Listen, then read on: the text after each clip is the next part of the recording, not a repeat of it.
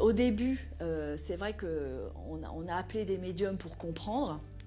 Après, il y a beaucoup de médiums qui tapaient à la porte. Alors, il a fallu qu'on fasse un tri considérable, parce qu'on a quand même beaucoup d'escrocs aussi dans ce milieu, malheureusement. Moi, maintenant, je me cantonne à quelques-uns. Je sais que c'est des gens tout à fait fiables. Et quand vraiment je me pose beaucoup de questions, ils viennent et ils font ce que moi j'appelle des prises de contact. Et ils arrivent comme ça à avoir des communications en clairaudience. J'avais entendu parler de ces communications en clairaudience, ces séances où des médiums discuteraient directement avec les esprits. Mais je n'y avais jamais assisté. Je demandais donc à Véronique d'organiser une rencontre avec l'une d'entre eux. Nadège dit communiquer régulièrement avec l'esprit d'un homme, Félix, qui aurait vécu au château il y a environ 2 siècles, bien avant la famille d'Alice donc. J'espérais obtenir quelques réponses, mieux encore, recueillir peut-être des preuves. Dans cette pièce, en fait, il y a eu beaucoup de souffrance. Lui, Félix, a eu une vie pas facile. Il dit « j'arrive à en parler maintenant ».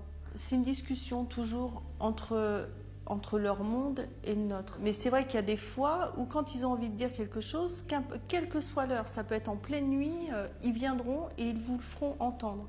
Alors, il y a des fois, j'ai des messages pour Véronique, peut être en pleine nuit, et moi, il faut que je note parce que j'oublie tout. Je ne sais pas si Nadège a vraiment le don de communiquer en clairaudience avec les esprits.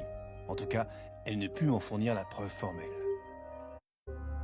Et pourtant, les preuves, c'est précisément ce que j'étais venu chercher ici, à Fougeray. Il fallait donc que j'aille plus loin. Véronique m'avait parlé de photos, d'enregistrements. Avait-elle réellement pu saisir des traces de ces phénomènes inexpliqués? La première photo était troublante. En haut, à droite, je distinguais derrière cette fenêtre une forme étrange.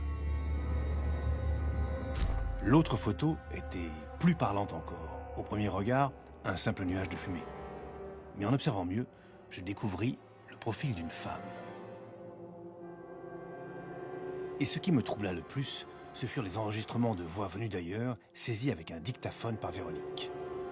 Sur celui-ci, une voix d'homme, mais je ne parvins pas à comprendre ce qu'il disait.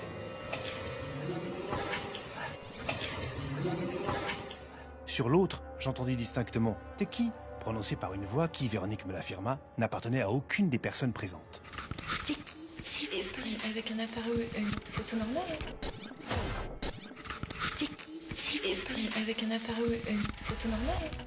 Je vous assure que des fois, quand j'en ai marre, mon échappatoire, c'est de me dire que finalement, tout ça, c'est peut-être une espèce d'hystérie collective, j'en sais rien, et que il n'y a vraiment rien après la mort, et que quelque part, ça nous rassurerait qu'il y ait quelque chose finalement, et que c'est de la surinterprétation. Moi aussi, des fois, je me dis ça, je me dis, mais on est tous fous peut-être, je sais pas, c'est assez...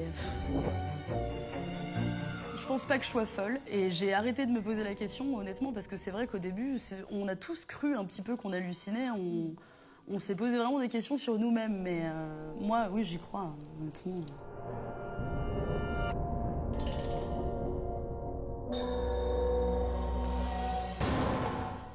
Tout cela était pour le moins étonnant.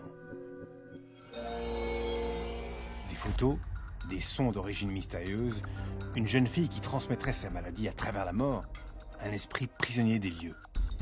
Des sensations, mais pas de certitude. Je quittais cependant la famille Geoffroy avec le sentiment de leur totale sincérité.